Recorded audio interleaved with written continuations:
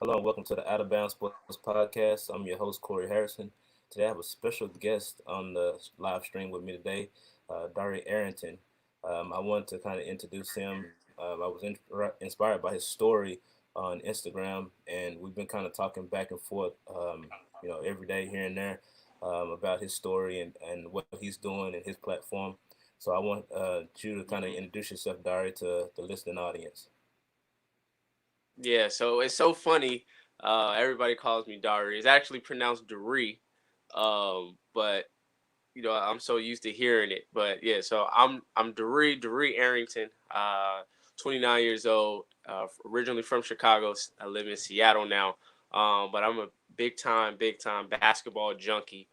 And everything that I do is revolving around basketball and inspiring folks from kids all the way up to the elderly. So I'm just a guy that's just kind of driven by the game and try to use it to inspire people and whatnot.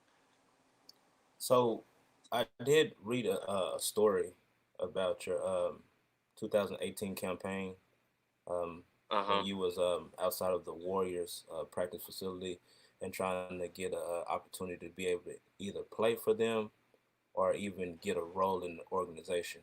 Could you kind of take me Yeah. through your thought process when you was going about doing that, and how far did you get as far as that opportunity? Yeah, man. So 2018 was a big year for me. I I just kind of was talking to my fiance about like giving my NBA pursuit this big bang, and before I actually like put hang up the sneakers as far as chasing the NBA dream, and I wanted to do something that I knew a lot of people wouldn't do, or and I was just thinking like, man, what could I do to make some noise and get the NBA, and in particular Go to State Warriors, to know that I'm very serious about being a part of the organization. And I knew like I was getting a little older, and NBA, they're not really after um, older guards and whatnot. So they want the youth, and so which is fine. So I just figured that what I'll do is I will leave both of my jobs at the time to go out to San Francisco, well, Oakland in particular, and I was gonna go camp outside the practice facility for 31 days straight, 8 hours every single day, and I was gonna host a sign that kind of just read a message of me wanting to get in the organization, whether that being playing or being a trainer or whatnot. I just wanted to be close and working in that organization because it's always been my dream to be a part of the Go to State Warriors as a player or a coach and trainer or whatnot. So I decided to just kind of really get serious with it. I actually had this idea, um, excuse me, the year prior, but the cars didn't line up to where I can actually get out to Oakland and set up shop to do all those things. And then in 2018, it was a real thing. And so pretty much like leading up to all of that was just thinking about how serious I take myself and how serious I want people to be inspired by this, because being an underdog is challenging. It's hard to just kind of break through the ranks because there's always people try to rating you and putting you in these different spaces and saying how good you are, but only really you know how good you are and what you've done to get to that level you're currently at, and then what you're willing to do to get even further. And so I never really got into all of that stuff. I was all about just leaving everything on the line. I'm here right now, and I can show you what I can do. And so um, I just put it all in a package, and I was like, I'm gonna go out to Oakland, and I'm really gonna do this. So once I got over that, I created my sign and found my location, and then I was off to day one, October 1st of 2018. So you're originally from Chicago. You currently live in Washington. Mm-hmm. Um, I guess Yeah. what started your love for the the Warriors. I read your bio that you've been a Warriors fan since you was about 11 years old. So could you take Hmm. me through whenever you found out that you actually had a passion for Warriors basketball? Yeah, so uh to be really transparent, I've always been a Lakers and Warriors guy. The Lakers obviously was my absolute number one team because Kobe, and Kobe is my favorite player of all time. And I always dreamed of wearing purple and gold because of Kobe. But when it came to a team that like really looked like it was for me, and just by the colors alone, because I love purple and gold, my favorite color patterns are blue and gold, blue and yellow. And I was just like, the Warriors just was this, but at the time they weren't blue and yellow. They were the orange and just kind of like this navy blue. And I think it was just the exciting of that yellowness and the little logo man they had at the time. So around that time, I was watching a lot of Warriors and Lakers games, and it was just this constant the battle of California, Northern Cali versus SoCal. And so I would just be going back and forth with it all the time, and just seeing like Baron Davis, Steven Jackson, Monte Ellis, all those guys. I was just in love with that whole squad.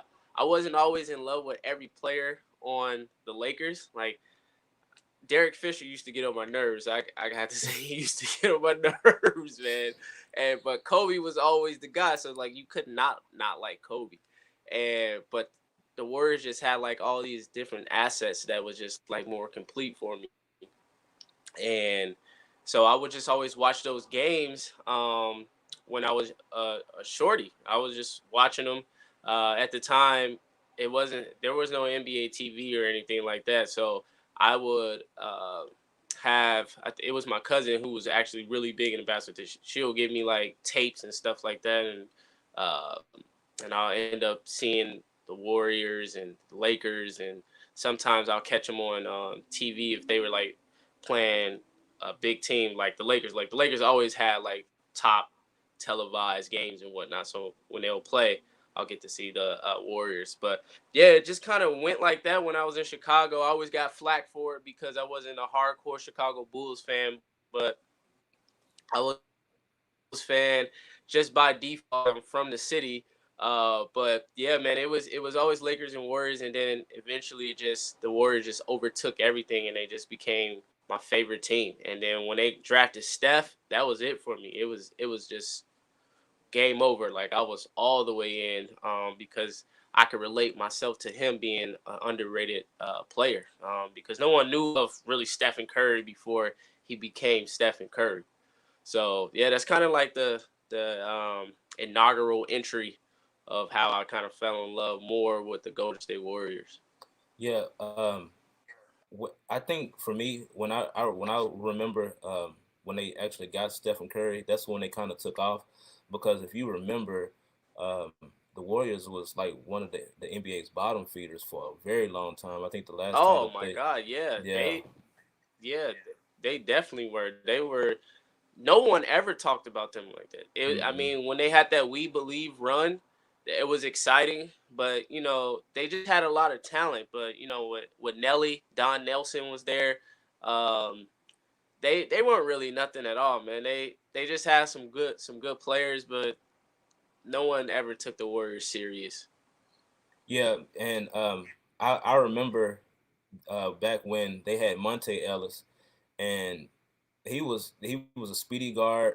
I mean, he can get you 20, 30 points, out the box. Yep. Um, and they drafted Steph Curry. I knew it was a big deal for him because he was the Hmm. franchise point guard, and he didn't particularly like that they drafted another guard.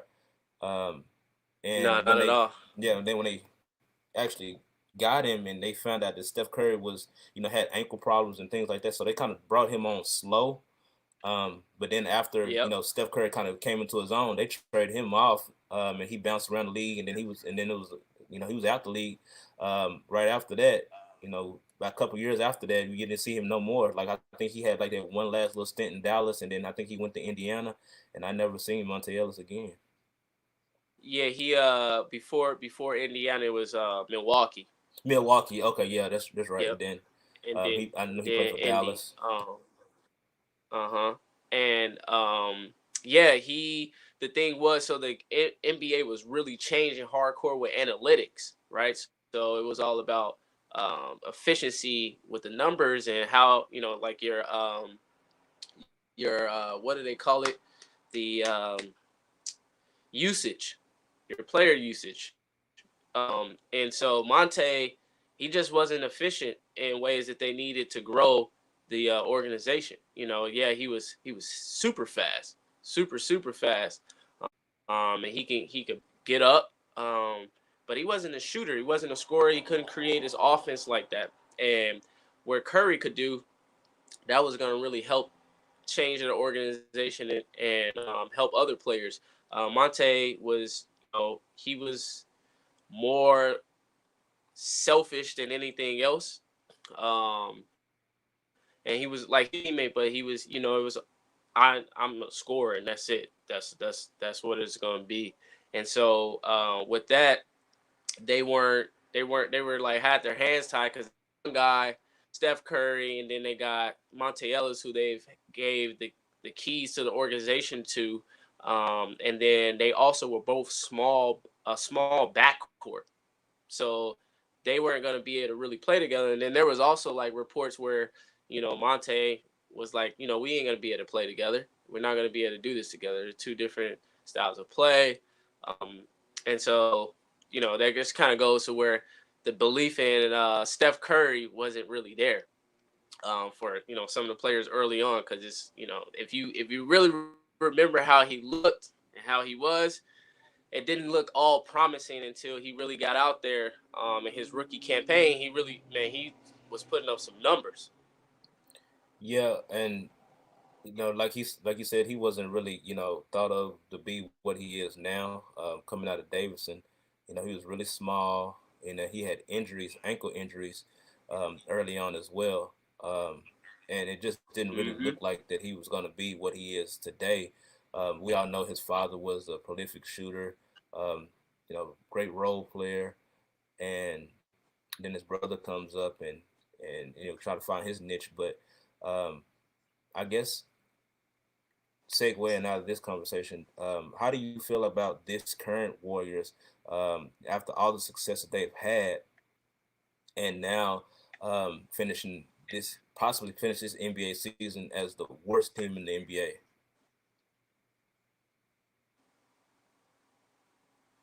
Say that for me again. So so so we're segueing now the topic of the Steph Curry Warriors, but I just want to talk to you about this current Warriors situation with them possibly finishing Mm-hmm. last in the NBA after all the success they had early on. Well, so the thing, how I feel about that is that this year was, uh, I think it was a pass. Actually, I think it was really beneficial because over the last 5 years, we're used to seeing the Warriors dominate everybody in the NBA. And when they went down, when KD went down, um, and then you got Clay going down right after that. I mean, there's not much more going on. We got Draymond, but he dominates when everything else is being successful, and that's when we see the real presence of Draymond Green. But um, when it's as far as this season go, they were playing with different pieces on how to just kind of get through the season. I definitely don't think they were looking for a rebuild process because, I mean, the fact is when Steph and Clay, and then I forgot to mention, Steph went down. He broke his wrist. So when you got a healthy Steph and Clay, really that's all you need because those guys just really taking off. I mean, they're just the toughest backcourt. I think there's two guards that can really can Steph and Clay being healthy on the court. So this season is really just a pass, just kind of just to get through. I don't think they had any major expectations at all. I mean, it's kind of hard to have any expectations with the current situation of players, how the roster is. But they also to do a what I would like to call a showcase, more of a show. You got guys like Pascal that showed out season up until this point, and with adding Andrew Wiggins, those guys really can do some things. And now, so we're kind of up in the air if they're actually going to keep Wiggins. I've heard reports that he was just there for temporary purpose. They kind of want to board and Steph's uh, brother-in-law, Damian Lee. So those guys, I think the showcase is what this season was more about than trying anything, because they weren't going to be. They didn't have hurts them. I'm really sure that they're not really concerned about where they rank. And everybody that wins, you have to lose at some point. You can't be the top dogs forever. And so, but I do know we back to a healthy NBA season, they'll be back. Yeah, I feel like this year was a rebuild process to kind of, once they lost KD and, Clay went down, you really didn't think have high expectations for the next season anyway going forward. So as I believe, like as a Warriors fan, I'm sure that you weren't gonna hold this season against them because you understood the situation. Now after getting Andrew Wiggins, they probably gonna get a high Right. draft pick.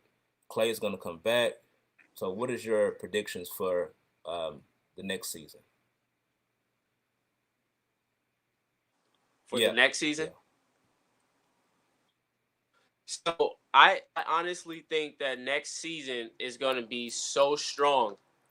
I know someone that knows Clay, and where he is right now mentally and physically. The NBA hasn't seen it. The NBA has not seen what he's going to be.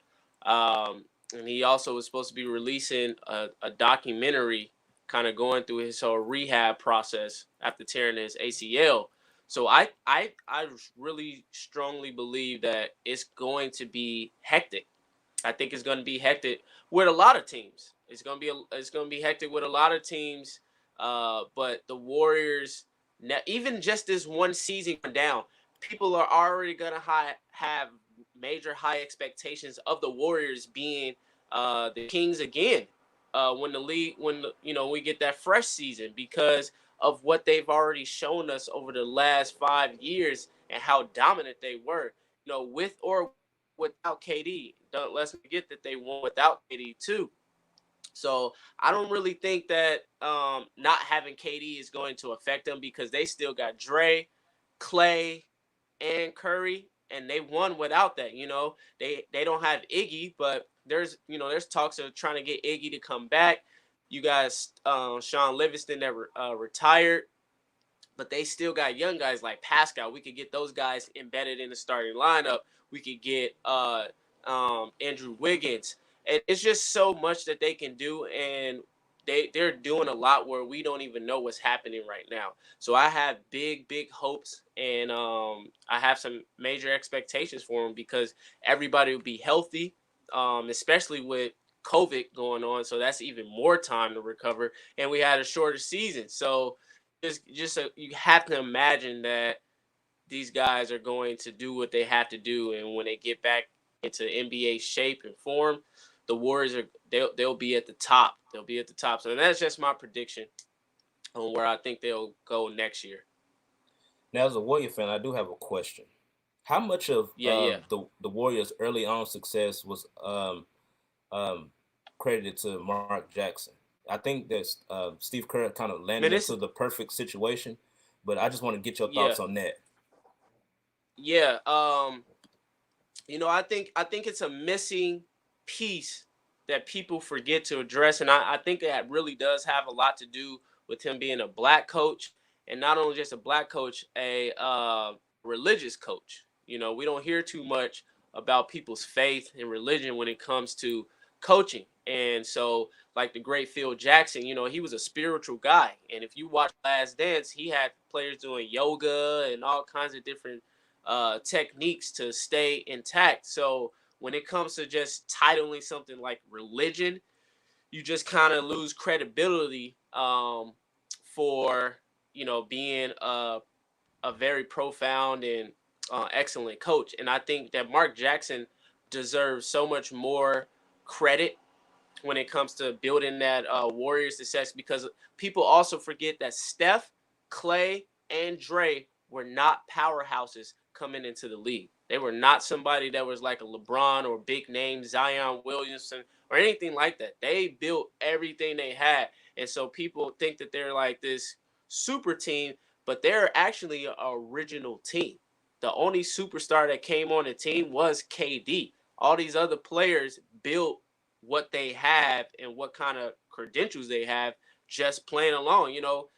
Clay came from Washington State.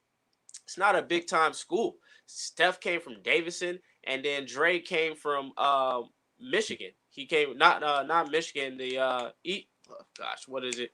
Uh, uh, Michigan. He came from Michigan. Michigan State. Michigan State. And so those guys just kind of build who they are. And with Mark Jackson, he saw all of that. And so he had a different playbook than Steve Kerr, but he's the one that really built those guys' confidence, especially Curry. Now, early on, I watched a lot of film, a lot of tape. He wasn't about having Curry go crazy with the threes the way that he does now. But he has such an exceptional way of doing it, and he was so efficient that he allowed a lot of the things to happen with Curry to be able to shoot those threes just like whenever he wanted to. But yeah, a lot of credit should be going to Mark Jackson, and me personally, I give a lot of credit to him because I loved him as the coach. I thought he did a great job, and I don't really know what really transpired in that organization or why they actually really let him go, because in 2015 he turned that thing all around. He turned that thing all around, and I don't really know, but I also really like Steve Kerr too, and I think the way that he coaches really just kind of helped take them over to the next level that they needed to be, because he's also coming from a champion mindset. He's a champion himself, and Mark Jackson is not, so he can't really speak on those levels, and so that's where the difference is. But trying to forget about Mark Jackson, I think that's kind of like outrageous, and he deserves a lot more credit with the organization. Just to kind of touch on what you had mentioned, the reports that I remember back in that time, that, like you said, um, he was very religious, and a lot of times when you are very expressive when it comes to religion, especially with organizations like that, and you have views that are different than the powers to be, it makes it a lot Yeah, difficult to be able to continue to do your job, especially being a minority, particularly a yeah, black head coach. You might have mm-hmm. the owner; they might be Jewish, and you're a Yep, devout Christian, and you're being expressive, you're praying, you're holding prayer and things like that. And I think what I heard was that ownership really had kind of got like fed up with some of the things, because he was very uh, he was kind of a tyrant, kind of like really you know strong minded and things like that.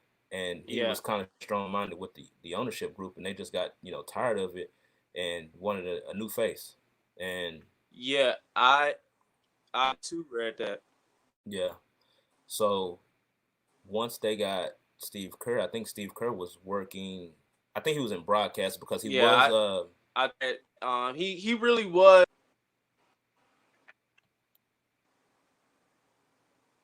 Said it again for me. Kind of yeah. cut out there. So I think Steve Kerr at that time he was working in broadcasting after he I think either stepped down from the Phoenix Suns general manager position, and then he Yeah, got the I guess he got the job with the Warriors, and he's been there ever since. But I still feel like a lot of the culture was built from Mark Jackson. It's kind of strange to see that he never got another head coaching opportunity after that. Yeah. I mean, so when it comes to the another opportunity, I don't know for sure, but I don't think he even wanted one. Hmm. I think his experience with that just kind of like pushed him away and was like, I'd rather just be calling the game because he's a phenomenal game caller, and I think he's more comfortable in that setting, and he could really flourish doing those things. And I don't know if he applied, or if it was even talked about. But from our standpoint, it didn't look like he got another opportunity from anything. And usually, like coaches that have gotten fired or whatnot, you'll hear about them being considered for another coaching job for another organization.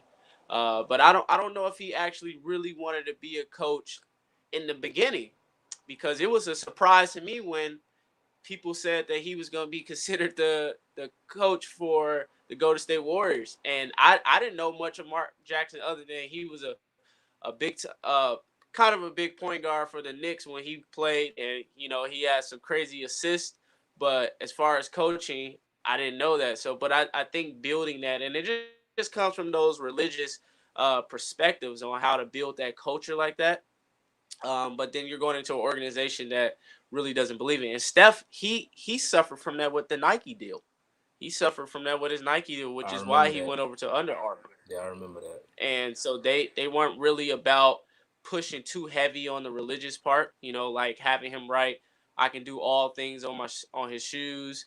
But Under Armour was all for it. So that's why he left Nike, because they didn't want to kind of put that message out there, which I love Nike, because they do a lot of inspirational and motivational things, but they don't touch too much on the religion part. And I can't say that's good or bad, but it just Curry went down with suffering from that as well. Yeah, I agree with you. Religion in this country is a hot button topic, um, Hmm. and a lot of times when you're a pro athlete, um, you kind of restrain, you know, when it comes to your personal beliefs on certain things. But I do applaud the NBA because they have that platform where they let the players kind of voice their opinions on certain things. Yeah. Unlike other pro sports, I do credit the NBA because you see a lot of athletes, like your LeBron James, Draymond Green, people like that, using their platform to be able to uplift, you know, the disenfranchised people. Yeah, I agree. I agree. Um, so moving right along, I want to get your take on the recent possible restart of the NBA. There's been reports that they have a deal in place with Disney to be able to have like a bubble site, and a survey was sent to various different NBA GMs on possible scenarios on how they're going to restart the season. I did hear something about Hmm. them allowing them to come back, finishing the season out um, with the seating that they currently have. That's an option, or like a play out where it's going to be reseeded based on the conclusion of the season. I haven't really heard a lot of specific details or any concrete dates. But what does this mean, and what do you think about us finally getting NBA basketball back this season? Well, jumping right in, like it'll mean everything to get basketball back, because I'm a basketball junkie, and I so I need to be able to watch some. It's a professional league, and it's a business first. And when you remove the athlete part of it and just the sports part of it, you got to understand that this is a multi-billion-dollar industry. So try to rush anything will really look bad, and it'll hurt because they've grown so much globally. And I think that taking the right steps to come back will be a big part. And I've been hearing as well, like multiple different things on coming back, like the Walt Disney World situation where they're thinking about hosting games. I mean, me as a basketball player, I like it, but I also don't really like the fact that there won't be any home games or away games, so that whole competition and that rowdiness is really not going to be there because they're going to be playing in a mutual setting. So it's just kind of like you go to a college or some kind of AAU or some setting like that. Is got a mixture of whatnot. So I think it'll be missing a few things, and then maybe not the fans being there. It just won't really feel as powerful. A lot of people are gonna watch and tune in regardless because we've been lost without it. But I don't. I think they should just really try to figure this thing out, take their time. I'm really happy that they're at least talking about really trying to come back, but trying to figure out if they want to do the seeding over or whatnot. I would just say pick up where you left off. But then again, we don't have that many months because October is usually when the season is going to be starting back up. Right. So thinking about playing a championship game later in the summer or whatever the case may be, and then turn around, open it up for a new season, it just be kind of strange. Be trying to you don't get that time off for players that are going in, and then you got to think about the whole playoff setting because it's 7 games. You get up to 7 games, and that's really why the season takes so long in postseason because of the 7 games. So I don't know if they're gonna do like tournament style one and done. So it's just too much question to really think about. But I mean, I'm happy that they're talking about it because I want to see NBA action again. I think personally, I just want to see it how it used to be. Right. Yeah. And me too as well. For me, I would like them to play with the seating that they currently have right now because I'm a Laker fan, and I feel like with Hmm. the way it is now, we finished at 1 and we get Memphis.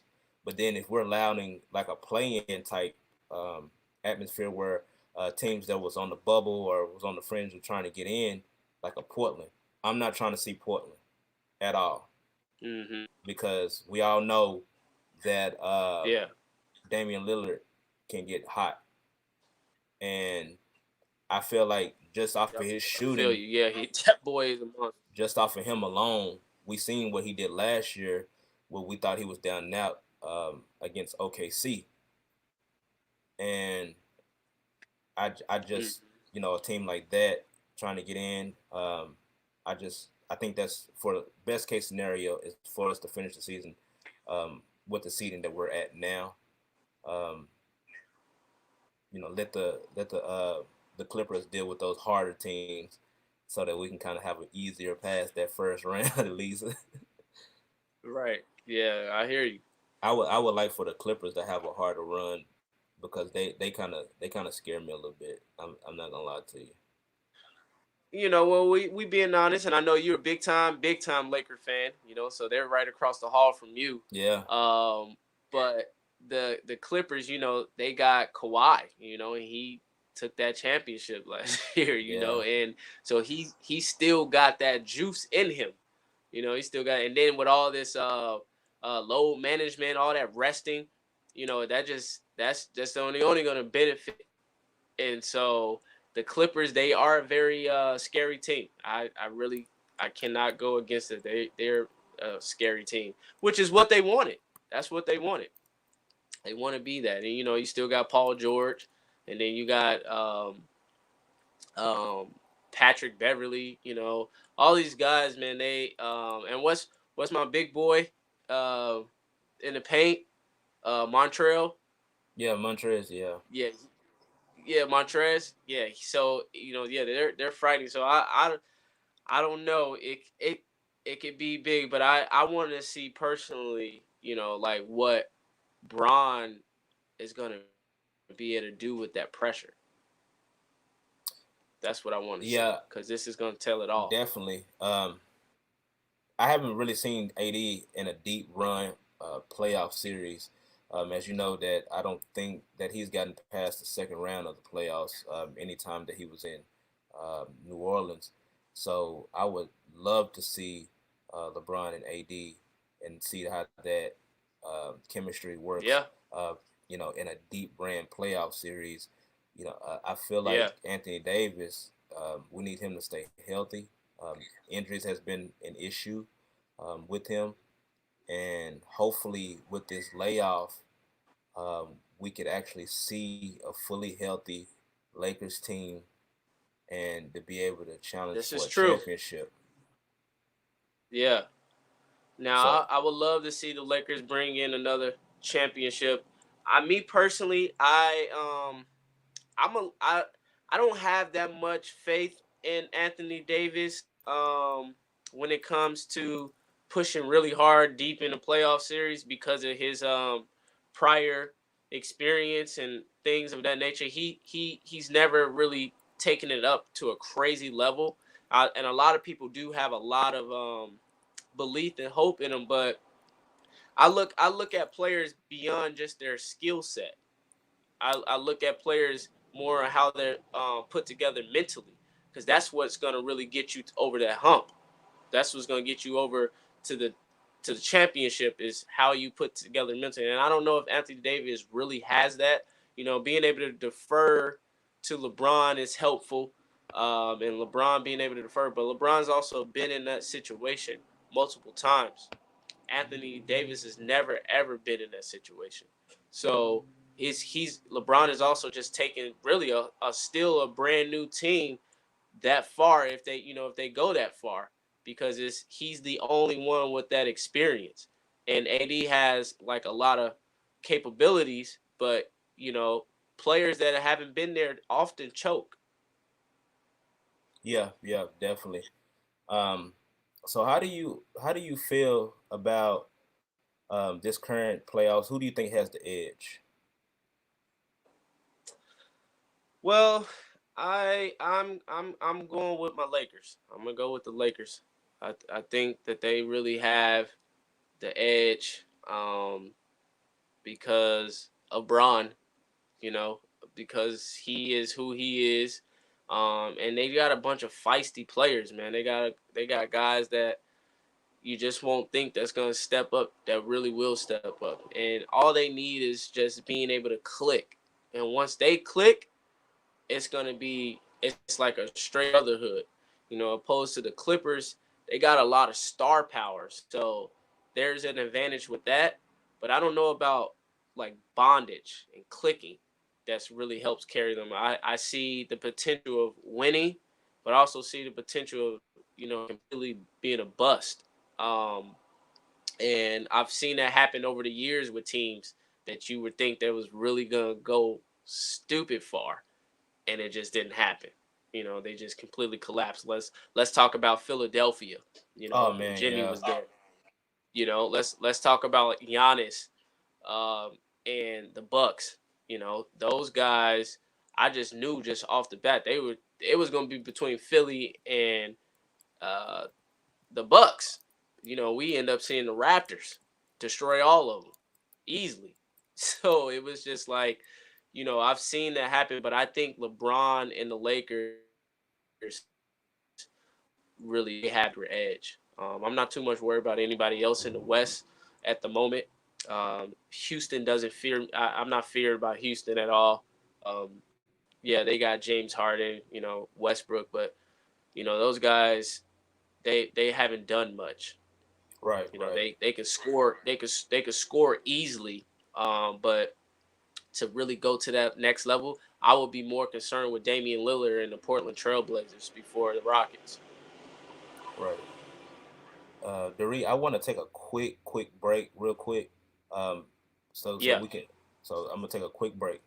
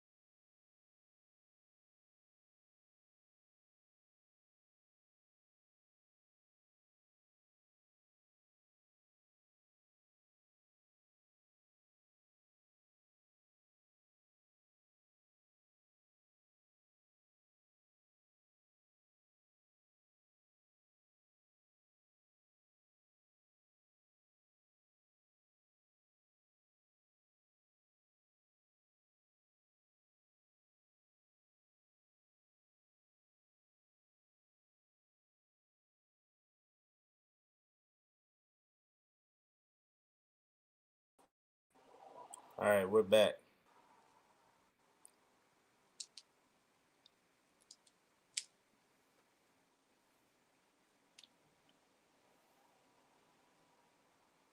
Was having some audio issues, and I want to see if we can kind of address that. Okay. All right, can you hear me? Hear me okay? Um, there's a Can setting. you hear you? Can you Yeah, I can hear. hear me? I can hear you. There's a setting in the audio portion. If you go to settings and go to audio, Yeah. click on the part where it says disable audio processing.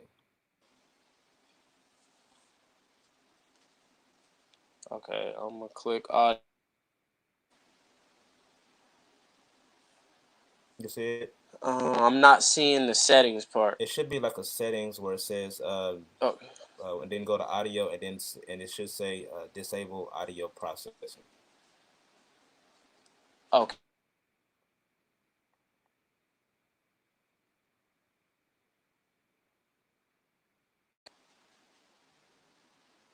Okay. How does it sound? Better. Are you wearing headphones? Yeah. Perfect. All right. So now back up until let's see. Now, so your title predictions. Um, so I want to hold your feet to the fire. Who do you think has the edge to win the title? Uh, I'm gonna go with the Lakers. That's my choice. Smart man. So what do you think? What do you think our path to the championship is going to be like? I think the path to the championship is going to be completely difficult. It ain't going to be no easy anything. Because there's expectation lines, and expectations are high with LeBron being a Laker, and then we got the passing of Kobe and his legacy there.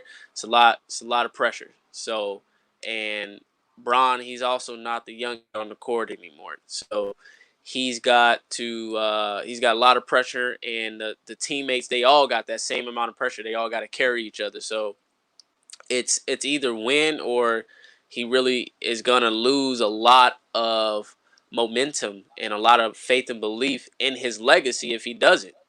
So it's actually an ultimatum. If you look at it, it's like you either win, or we're done with you, because um, he's taking on not only to push for another chip, but he's doing it in the purple and gold, and that organization is just, it's prestigious, man. It's majestic.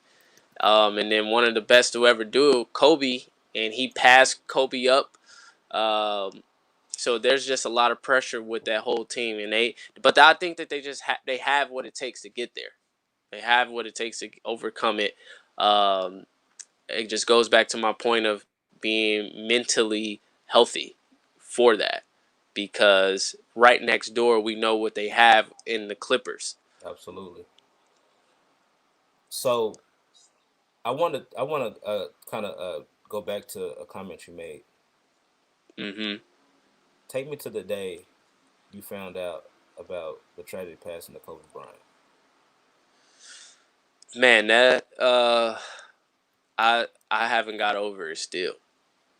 I still haven't got over it. But the day that I heard about it was Sunday. I'll never forget the day. I had just woke up, and I was ready to watch some highlights, and then I seen something across social media. That said, "Oh, Kobe died in a helicopter accident," and it was from TMZ. So I just knew that it was a hoax. And I was like, "Oh, this is just some some stupid BS." And I was like, because I've heard TMZ report stuff about Lil Wayne and stuff like that. So I was like, it just looked funny. I mean, associating Kobe's name with death, it just didn't look right at all. And then soon after, man, it was just mad reports just blowing my Twitter up. I seen all kinds of stuff, and then like credible sources. Uh, it was confirmed, and I literally broke broke. Like it just was all instant broke. I mean, the pain was just unreal because I just felt like I just knew Kobe. Like I felt like he was just my big brother, and that's how I looked at him, my big brother, because he was the reason why I even wanted to play in the NBA. He was the reason why I work so hard, the work ethic, the way that I try to do interviews, articulate myself, the way that I go about with uh, teammates and my students that I coach, my students that I teach, and everything that he was, like his persona, I wanted to mirror that. And so when it was just like ripped away, and I was never going to get an opportunity to meet him and thank him for everything that I saw him do. It was just like I broke. My heart was shattered. Like, whoo! I went into this dark zone that it was unreal because I never met this guy. I never met him. I only know him from audio and video clips, and that's it. And I had one opportunity last year to meet him at a book signing.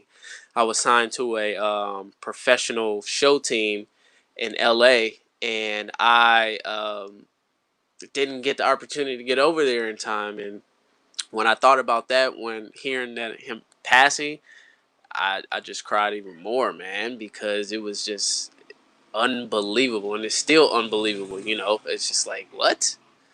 I just so I try not to think about it now, but yeah, I was in a dark place that Sunday. Same here. So, like yourself, I found solace in playing basketball. I was playing basketball that day. It was a Sunday, like you said. I remember like it was yesterday. I never forget that day. Um, the day prior, I had just watched the Philadelphia 76ers and the Lakers play, and LeBron had just passed Kobe on the list, all-time scoring list. Hmm. And Kobe had sent a tweet out, Saying basically, congratulations. Yeah. yeah, that was the last thing I saw. Woke up the next morning, like I always do. Go to the Hmm. gym, put up some shots. I took a shower. And I went out to eat with my wife and my children. We at the restaurant, and I get a message from my mother. My mother knows that I'm a diehard Laker fan, and Yeah. she sent it to Same me, here. and I was like, and she sent that to me, that article. So I'm looking, making, I'm trying to discredit the article. It was like probably a hoax or something like that. Um, Hmm. Somebody just playing games, and then I said, hopefully it's just a hoax. Hopefully it's something that's not serious. But I think that if it's not, whoever leaked something like this should lose their jobs. They shouldn't Yeah, be absolutely. allowed to do their jobs anymore. So I was really highly critical of TMZ. I said, man, like TMZ should lose their jobs. Like they shouldn't even have this broadcast anymore. Like this Hmm. shouldn't even be something that someone plays around with, life and death or anything like that. And so we kind of Absolutely. like she kind of reassured me that TMZ is pretty credible. That the owner Harvey Levin is a lawyer, so he knows all the ins and outs of different things before they even report it, and they won't leak or report anything unless they like almost certain that this is 100% factual information that they're getting. And so sitting there in that restaurant, I was like, please tell me it's not true. Please tell me it's not true, Yeah. because I'm talking about like you said, Kobe felt like a family member, distant family member that I've never met before. But you see him, the way he approached the game, he did everything the right way, and to see him go like that, Yeah, like that. I mean, man, whoa! Yeah. I just can't even put that into words how I felt. It, it's a complete exhaustion, just instantly exhausted. Your whole everything. If you really cared about Kobe, you understand that was a complete exhaustion. And I remember like getting those text messages afterwards from friends and family. My mom, like yourself, was the very first one to text me, and all she said to me is, "Are you okay?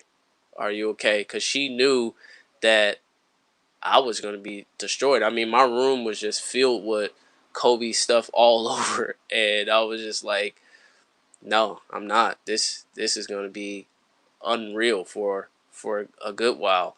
And yeah, I just, it was crazy. I too was watching that game against the Philadelphia 76ers, and then the next day it's just like, no, this is unreal. So yeah, it was complete instant exhaustion, like very fatigued, like you work out very very hard, and you're about to vomit to that point. And so, man, dude, it was, for me, like I said, it's very still unreal.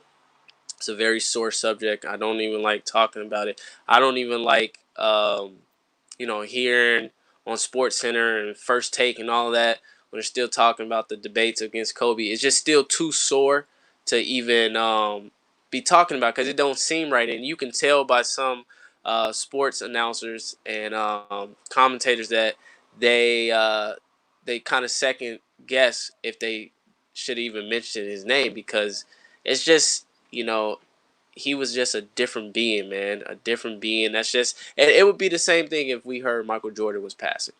People that really was into Jordan or whatnot. It just hurts too much, way too much. So I don't think, me personally, I'm ever gonna get over it. I'm never gonna be able to sit with it like that. And each day is still a day to day. Especially when we're going through COVID, and we have to kind of just sit with our thoughts and do things. It just often comes up, so it's now much more distraction that helps you get through that, if that makes sense. Yeah, absolutely. The first time that I actually went to go try to play basketball again, it just wasn't. I didn't feel it. It wasn't there. Um, Yeah, I just I ended up leaving. I left a little earlier than I wanted to because I couldn't even fathom even playing basketball, because he was the only reason why I even gravitated more so towards basketball, like I do now. Like he drove my passion to want to play and to be like him, mm-hmm. and to have Yeah, that taken away from us. I'm gonna say early because yeah, a lot of people look at it that Kobe had a 20-year NBA career. He did everything that he set out to do, but I feel like the second phase of his career, what he was doing, pushing for women's basketball, more involved with absolutely. Gigi. He was kind of like Yep. he was kind of getting into that basketball ambassador role, because when he was done playing, he had nothing to do with basketball anymore. He didn't want to. He said that during basketball speech that he had basically was saying that I don't have anything else left to give. Like, this is it. My Mm-hmm. body, can't go on My anymore. mind, my Yeah. heart. Yep. So when he All of that. left, that was it. But Gigi kind of reigniting that fire, and you start seeing him back at games, and they was together, Yep. and it was a beautiful thing. And just to see how happy he was, I mean, just like yourself, it's still kind of hard for me to even talk about it. But you mentioned it, and I kind of want to see what your thoughts was. Yeah, and I'm always gonna be able to sit on it because, like a lot of people, he was that pillar. He was that idol, that go to, what you wanted to mirror. I just thought that Kobe was just, when it comes to basketball, he was perfect. I thought everything, how he articulated things. I mean, I just wanted to mirror everything, and so I've been trying to take initiative to advocate for the WNBA and women's sports. If you go across my social accounts, you'll see that I post videos of women's basketball, because I personally love all basketball. I'll watch kindergartners play, but women's basketball, I think they deserve a little bit more attention, a lot of bit more attention. Let me correct that, because they are phenomenal athletes. Like, I'm a current practice player for the Seattle Storms, and when I say these women ball, they ball, man. I mean, I've played against uh, Kelsey Plum and Sue Bird. Like, they really work. They're gonna make you work, and so you appreciate those things, because them two have also been impacted by Kobe, and they want to be great. Like Diana Taurasi, she's all about Kobe. All about Kobe. They call her the White Mamba in the WNBA. So those things, what Kobe was doing off the court, yeah, he's going way too soon. 41 years young, and we were beginning to see other things of Kobe dominating. With his detail show, the books that he was writing, the Mamba Sports Academy, all of those things were really help a lot of us that are podcasters and sports talkers really venture out and test the waters. Because I like to say Kobe kind of helped with that, man. And uh, him being on interviews and people watching this stuff, people talk about Kobe more when he was alive and now that he's gone. And I think he's one of the few that we see that with. Like when he was alive, he was he was trending still. He was still trending. And now that he's gone, he's still trending. And I think he's one of those individuals that just had that gift, that gab, that type of thing. Yeah, absolutely. I mean, he's still even bigger icon than when he was alive. But now that he's gone, we left with those great memories. Winning the title, the things that he had to do to battle with his body to end his career on a 60-point game. Um, Yeah, that's just exactly. just phenomenal, man. So we're gonna talk a little bit about your top five players. Can be current players, Absolutely. past players. Give me your top five. My top five, man. This is it's always been tough for me, but here we go. We got Steph coming in at number one, and so there's not in order, by the way. So we got Steph at number one. I got Michael and Kobe at the 2 and 3, and then I got Katie and Shaq. Okay, no Kobe. No, Kobe at the 2 and 3. Oh, So okay, I okay, got Steph at the one, and I got Kobe and Michael at the 2 and 3 spots, or however you want to okay, arrange it, okay, and then KD and Shaq. okay. Yeah, So how do you feel about KD? I you know KD. I love KD because I've gotten to meet him, and when I was doing my whole Warriors campaign, I gotten to talk to him, and he was really encouraging. He put me up on his Instagram story and everything, showed me love, and I just think that we're cut from different cloths, and he is who he is, and I respect his decisions because he ultimately knows what's best for him.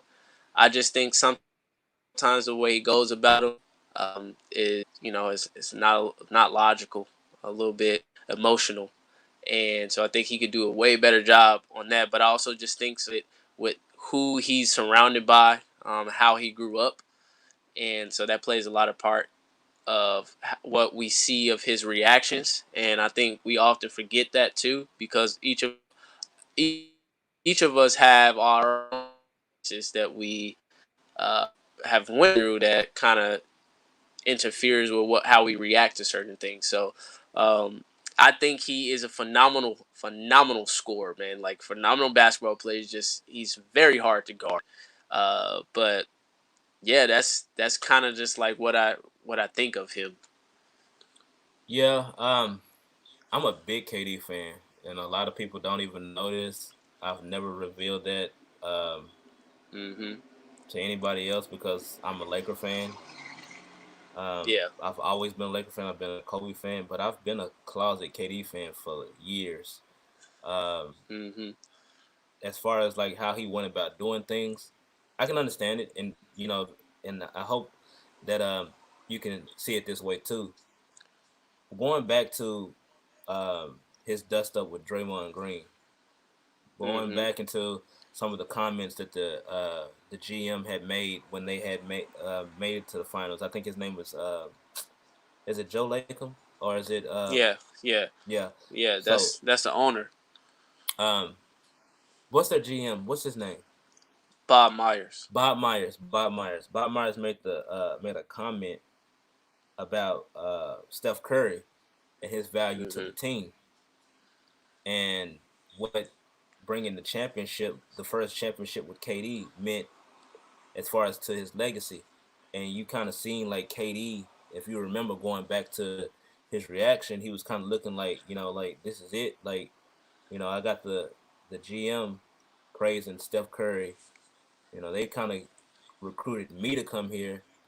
And Yeah. let's not make no mistake about it. They did not win those titles that they won with KD without him because it had Mm. gotten tougher.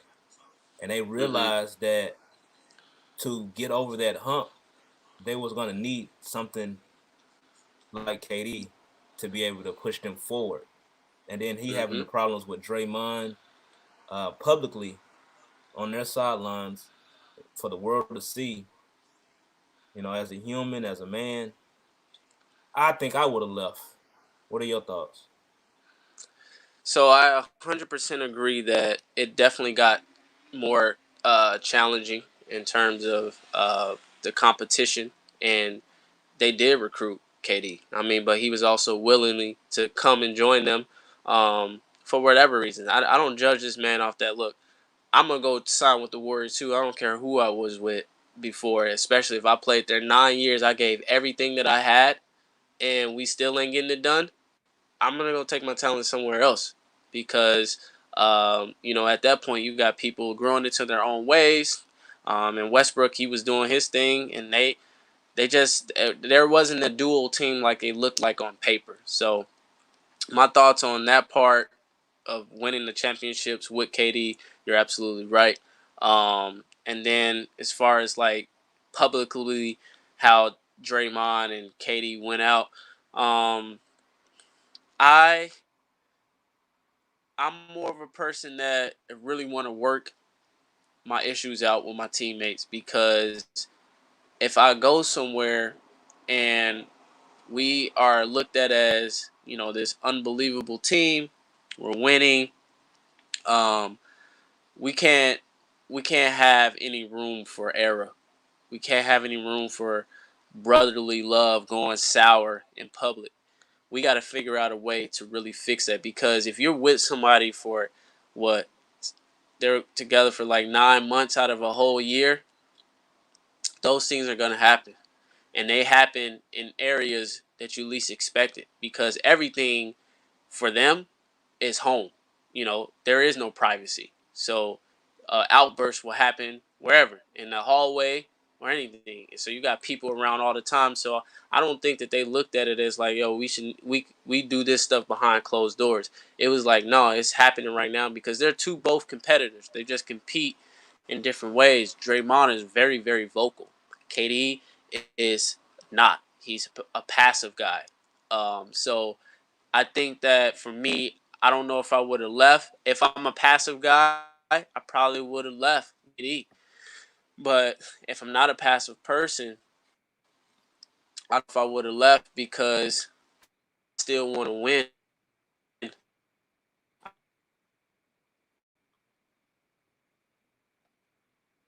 The whole legacy, especially when I got the um, right now.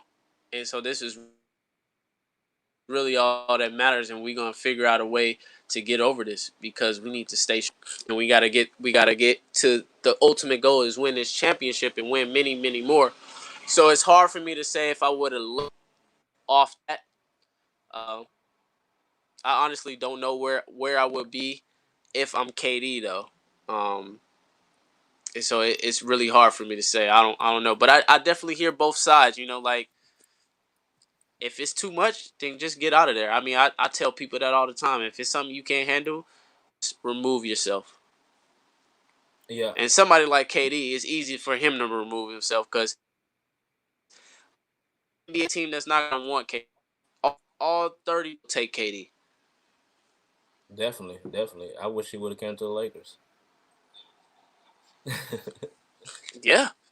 Yeah, I mean, wherever he was gonna go, anybody would take him with open arms. But um, I just think his way about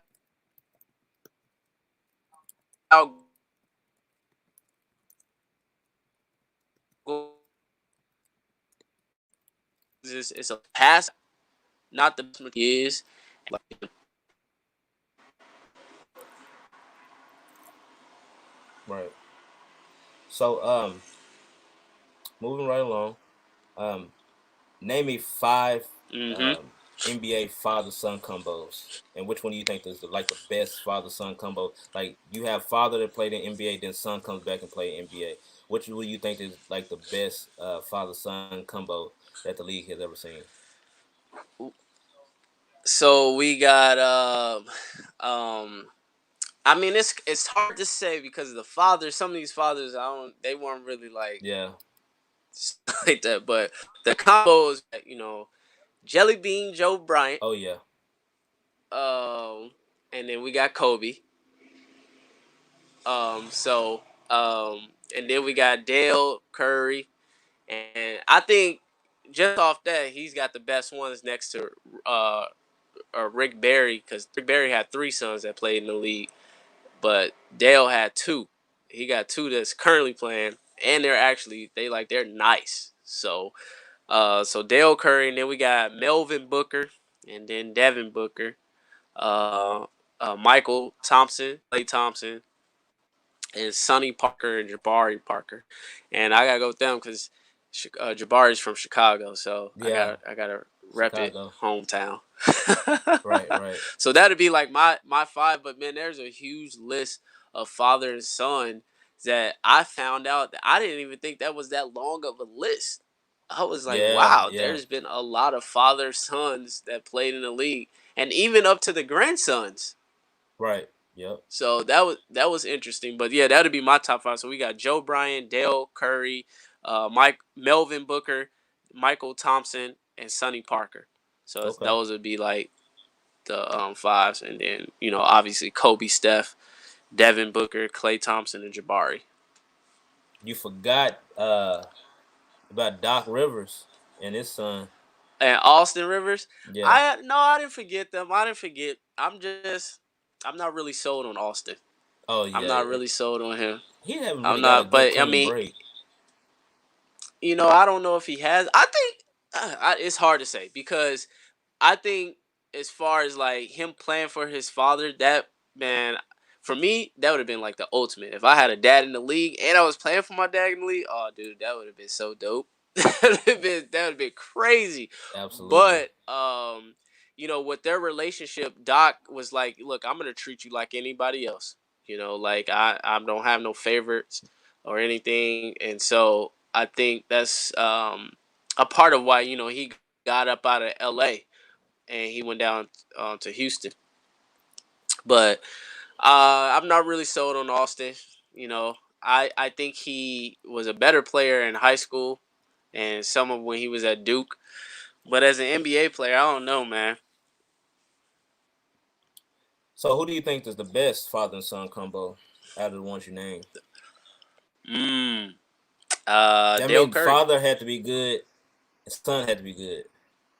Dale and Steph. Yeah, yeah. Yeah, Dale and Steph by far. Cause Dale was man, he was deadly with that three. He was deadly, and But then we all Steph know has what Steph. emerged past him though. Oh my God, yeah, he's way better as far as, but that we could say that about Joe Bryant and Kobe. Oh yes, yeah. You're right about that. It's not, yeah, Kobe is just like it, you wouldn't even think that was Right, right. like at least with Dale Curry, we know that Curry's a shooter too, so we know where he getting it from. Kobe was a whole different player than Joe. Yeah, totally different. Totally different.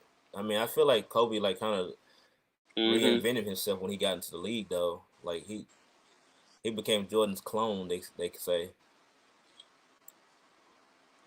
Yeah, yeah. I mean, I he was, he was literally the clone, man. I mean, anything he wanted to do, he could do. I think that I Kobe just don't think Kobe perfected had as that. much. You think he Oh perfected yeah, it? without a doubt. That's just my opinion. I think, yeah, I think when it came to that, I think that Kobe, um, he definitely didn't have as much hang time as Jordan did. Um, he, I think he perfected some things, but I think just the overall, the way that Jordan played, like he didn't perfect that, because it was already perfected. He was just able to be the only one to actually pick it up. And I think a lot of people just say, "Oh, Kobe copied Jordan's game," but why would you not copy the greatest of all time's game? Why don't you not want to be like the great? And so I think Kobe was the only one able to figure out how to literally mirror somebody as great as Jordan's every move. Like there's players that try to mirror Kobe's move, and the only person that I think that came close to Kobe was Tracy McGrady. And Mm. he was like the only one that I seen that could do what Kobe could do as far as some of the moves, but it didn't look like Jordan. It looked like he was trying to mirror Kobe. And Kobe goes on record even saying that it was his toughest competition was Tracy McGrady. Yeah, I remember back when they was both playing in their heyday. I believe, like, I think they used to train together, like they used to work out Hmm. together, and you can definitely tell like injuries really just derailed T Mac's career. Yeah, that's really all that happened. Them injuries just derailed it. But he was like seriously a dominant guy. Like he was, you couldn't just stop T Mac. Right, right, right. Okay, so I'm gonna conclude the show on that note. Could you Hmm. shout out your social media, how we can follow you, and what are you currently working on now? Yeah. So what I'm currently working on now is being full time YouTuber, basketball influencer, and I'm pursuing the Golden State Warriors to be an NBA trainer. So I'm putting together a campaign right now that is going to be trying to really kind of help gain momentum and more exposure to get on board with them, and just trying to think about life outside of pursuing my NBA dream and seeing how I can still be a professional in the game of basketball with the creative works that I do. So that's what I'm working on now, and how people could find me and contact me on my social media is Life in Basketball Brand, and the tag would be at Lab Hoops TV. So it's Lab Hoops TV on Instagram, Twitter, and Facebook, and then on YouTube, just Life and Basketball Brand. And the and is not AND, it is with just the symbol and. Perfect. So yeah, that's how people can get at me and whatnot. Feel free to hit me up. I do respond and I follow back. I support people that are working hard and looking to grow. So I appreciate you, Core. Yeah, thanks for your coming on the show. I definitely really appreciate you responding back to me that you would Yeah. do the show. Um, I know that you're very busy. I've looked at, like I said, your Instagram, followed your page. Definitely thought that was like dope how you're, um, trying to help others, knowing that, your dream wasn't able to, come true the way you wanted to come Mhm. true, but you still are Yeah. pursuing an NBA career in some kind of capacity. Yeah. Definitely Yep. commend you on that. Thanks for coming on the show. Yeah, man, I really appreciate it. It's fun talking sports and being able to tell my story a little bit and just get out here and really talk. This really cool, and now you gotta come jump on my show, Fast Break Sports podcast. Definitely, man. You let me know when you want Yeah, to have that, and I'm on there.